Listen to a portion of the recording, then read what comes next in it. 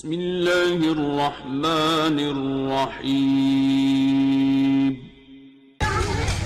إن الحمد لله نحمده ونستعينه ونستغفره ونعوذ بالله من شرور أنفسنا ومن سيئات أعمالنا. من يهدي الله فلا مضل له ومن يضلل فلا هادي له. وأشهد أن لا إله إلا الله وحده لا شريك له وأشهد أن محمدا عبده ورسوله. يا أيها الذين آمنوا اتقوا الله حق تقاته ولا تموتن إلا وأنتم مسلمون.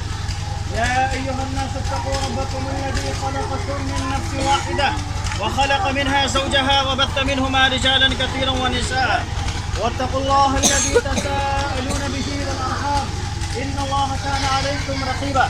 يا أيها الذين آمنوا اتقوا الله وقولوا قولا سديدا يصلح لكم أعمالكم ويغفر لكم ذنوبكم ومن يطع الله ورسوله فقد فاز فوزا عظيما.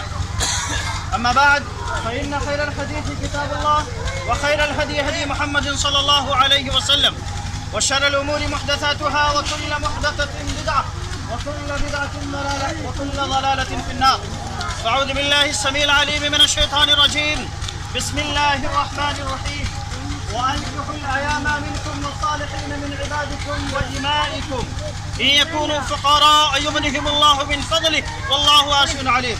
وقال النبي صلى الله عليه وسلم يا معشر الشباب من استطاع الباءة فليتزوج فإنه أغض للبصر وأحسن للفرج ومن لم يستطع فعليه بالصوم فإنه له وجاء. وقال النبي صلى الله عليه وسلم تنكح المرأة لأربع لمالها ولجمالها ولحسبها ولدينها فاصبر بذات الدين تربت يداك. وقال النبي صلى الله عليه وسلم النکاح من سنت. نادان اسلام 2 منٹ بس آپ سے لوں گا. خطبہ مسنونہ کے اندر آپ کے سامنے پیش کی گئی ہے اس کا ترجمہ پیش کروں گا. اللہ کے رسول صلی اللہ علیہ وسلم نے پہلی حدیث کے اندر نوجوانوں سے خطاب کر کے نوجوانوں کو مخاطب کر کے آپ نے فرمایا یا معشر الشباب اے نوجوانوں کی جماعت من استطاع الباءة فلیتزوج.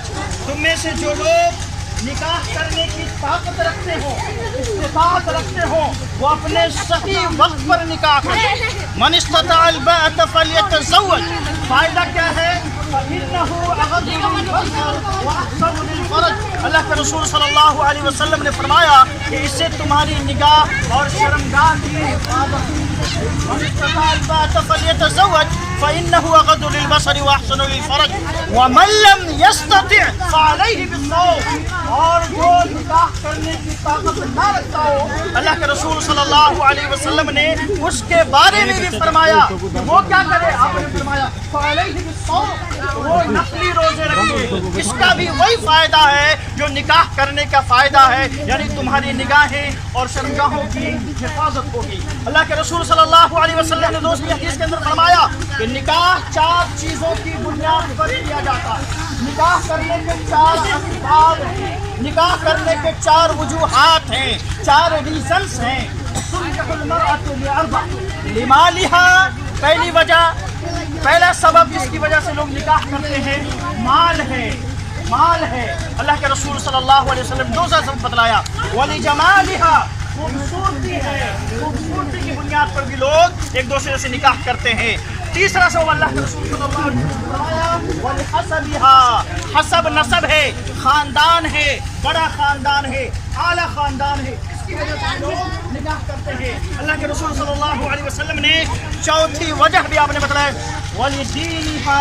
اور دینداری کی بنیاد پر بھی لوگ ایک دوسرے سے نکاح کرتے ہیں. یہ 4 اسباب ہیں. اس وجوہات کو سامنے رکھ کر کے بھی نکاح کرنا جائز ہے لیکن محمد رسول اللہ صلی اللہ علیہ وسلم نے اس کے بعد خود ہی فیصلہ فرما دیا کہ نکاح تم نے کس سے کرنا ہے. اللہ کے رسول صلی اللہ علیہ وسلم نے فرمایا کہ تم ان 4 میں سے دیندار نیک صالح خاتون کو ترجیح دو. اے نوجوانوں کی جماعت صالح نیک خاتون سے تم نکاح کرو. آخری حدیث کے اندر اللہ کے رسول صلی اللہ علیہ وسلم نے فرمایا النکاح من سنتی. کہ میری امت کے لوگوں نکاح میری سنت ہے. نکاح میرا طریقہ ہے. نکاح میری شریعت ہے. نکاح میرا اسوہ ہے. تو اے میری امت کے لوگوں النکاح من سنتی تو نکاح کرنا میری سنت ہے. ومن لم يعلم ومن رغب عن سنت، جو شخص میری سنت سے اعراض کرے گا، انکار کرے گا، نکاح نہیں کرے گا تو اس کا شمار مجھ میں سے نہیں ہے، میری امت میں سے نہیں ہے. معلوم یہ ہوا کہ نکاح تمام انبیاء کرام سمیت محمد رسول اللہ صلی اللہ علیہ وسلم کی سنت ہے، اور جو شخص اسے اعراض کرے گا نکل جائے گا، اس کا شمار اسلام کے اندر نہیں ہے. اللہ تبارک و تعالیٰ سے دعا ہے کہ بار الہ ہم تمام مسلمانوں کو صحیح وقت پر سنت کے مطابق نکاح کرنے کی توفیق عطا فرمائے. آمین العالمین وصلی اللہ علیہ وسلم.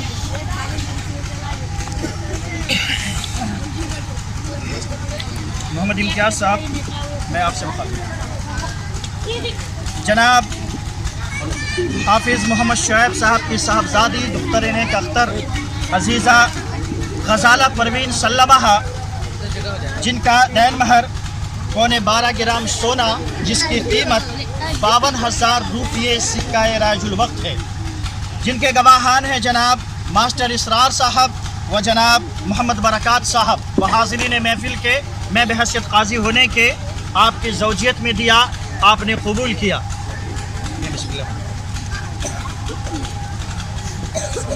دوبارہ سنو.